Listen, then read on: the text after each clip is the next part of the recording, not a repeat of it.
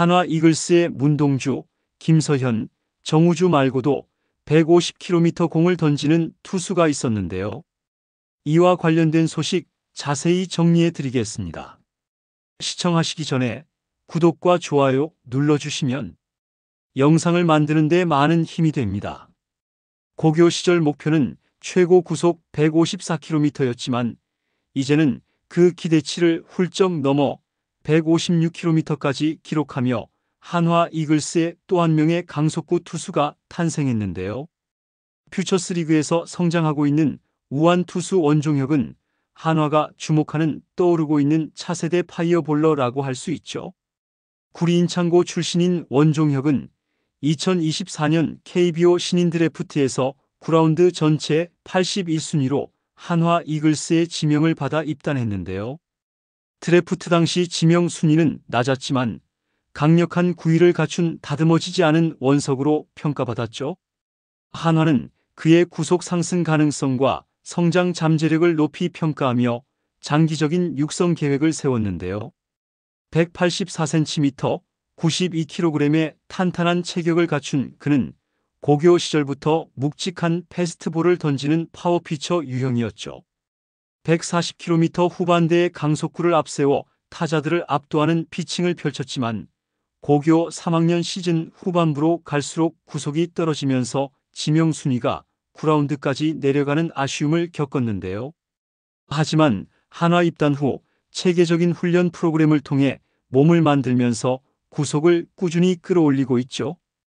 이로 인해 입단 당시보다 한층 더 강한 구위를 갖추며 최근 156km까지 속도를 끌어올리며 더욱 위력적인 모습을 보이고 있는데요.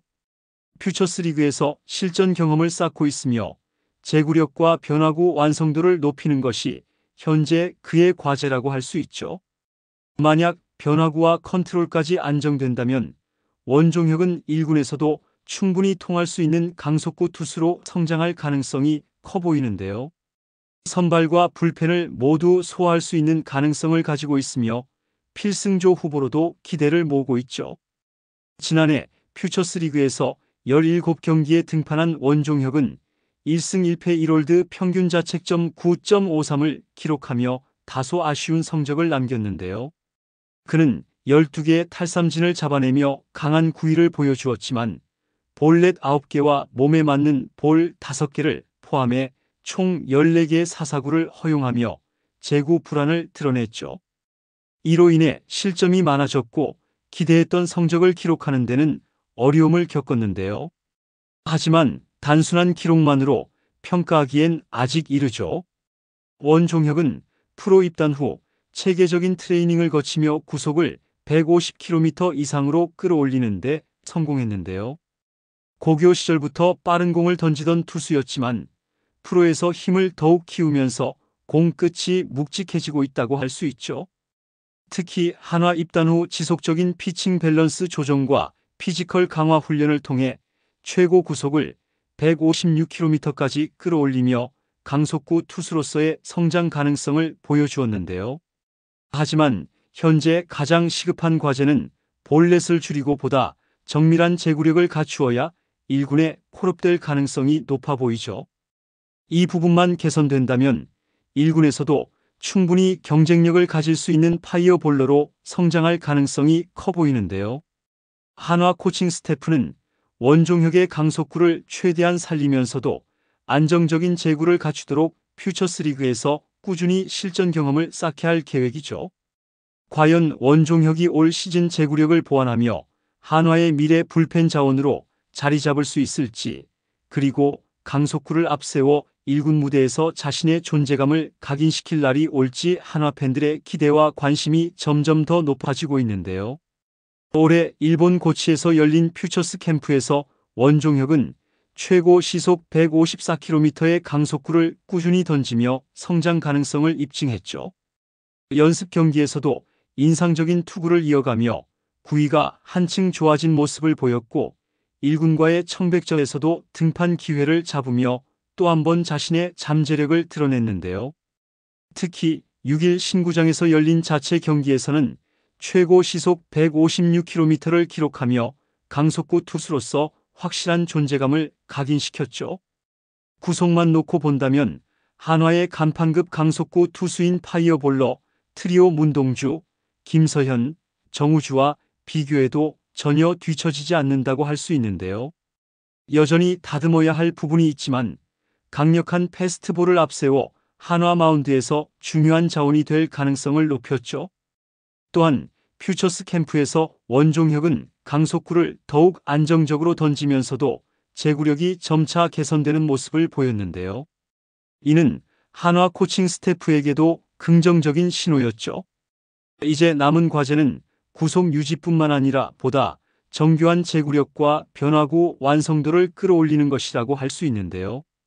빠른 공을 안정적으로 제어할 수 있다면 한화의 강속구 전통을 잇는 새로운 핵심 전력으로 자리 잡을 가능성이 충분해 보이죠.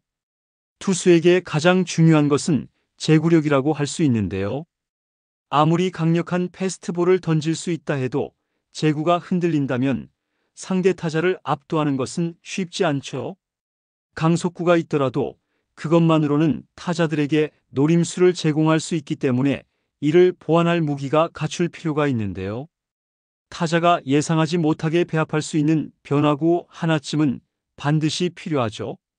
신구장 경기에서 원종혁은 투 스트라이크 이후 타자들에게 끈질기게 커트당하거나 볼이 빠지면서 불리한 볼 카운트에 몰리는 장면이 여러 차례 나왔는데요. 그는 패스트볼과 슬라이더 두 가지 구종만을 활용하며 타자들과 상대했지만 제구력까지 흔들리면서 1군 타자들을 상대로 자신의 강점을 제대로 살리지 못했죠. 특히 결정구로 활용할 변화구가 부족해 타자들이 패스트볼 타이밍을 쉽게 잡을 수 있었던 점이 문제로 지적되었는데요. 아직 성장해야 할 부분이 많지만 이제 겨우 20살에 불과한 젊은 투수에게는 시간이 충분하죠. 이번 청백전에서 새로운 홈구장에서의 첫 실전 경험을 치르며 혹독한 신고식을 치렀지만 이러한 과정이야말로 그의 야구 인생에서 값진 경험이 될 수 있는데요. 무엇보다 드래프트 9라운드 후반에서 이렇게 희소한 잠재력을 가진 선수를 발굴하는 것은 쉽지 않죠. 한화가 장기적인 계획을 가지고 그를 육성하려는 이유도 바로 여기에 있는데요. 과연 원종혁이 이번 실전 경험을 발판 삼아 부족한 점들을 보완하며 한화의 차세대 강속구 투수로 성장할 수 있을지, 그리고 1군 무대에서 강력한 패스트볼을 앞세워 위력적인 투구를 펼칠 날이 올지 궁금증을 자아내고 있는데요. 여러분들의 생각은 어떠신가요? 댓글로 여러분의 의견을 알려주세요. 영상을 시청해 주셔서 대단히 감사드리며 선수들의 소식을 계속 듣고 싶으시다면 구독과 좋아요를 부탁드립니다.